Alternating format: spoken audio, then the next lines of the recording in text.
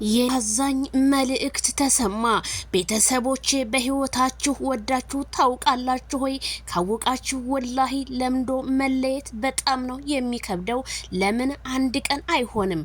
ከዛሬ ጀምሮ ከሩታዬ ጋር ላልመጣ እችላለሁ፣ ግን ላደረጋችሁልኝ አቀባበል አመሰግናለሁ ሲል ይሳቅዬ እንግዲህ ዛሬ ፖስቷል ማለት ነው።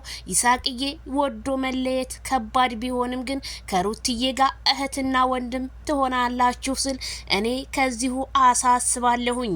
ስለዚህ አቶ ይሳቅ ምን ታይቶት ነው ሩታዬና አብርሽዬ እንግዲህ ወደ ነበረ ህይወታቸው ተመልሰዋል።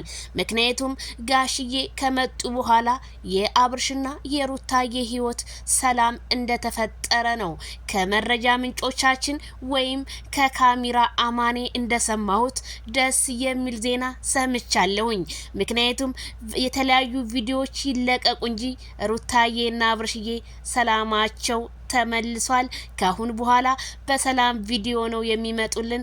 የሜሮን ቪዲዮና የማርክ ቪዲዮ እንዲሁም የተለያዩ አንድ ሶስት ልጆች ቪዲዮ ከተለቀቀ በኋላ ሩታዬና አብርሽዬ እርቅ ወርዶ በቤታቸው እንደሚመጡ ባለሙሉ ተስፋ ነን።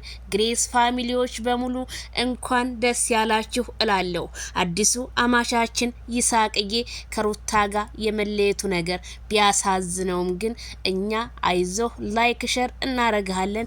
ከሩታዬም ጋር አንዳንዴ ቪዲዮ ስራልን የሚል የኮሜንታተሮች አስተያየት ሆኗል።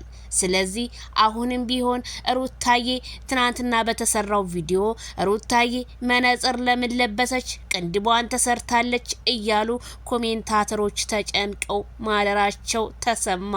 ጉድ ለምን ይሆን ሩታ ቅንድቧን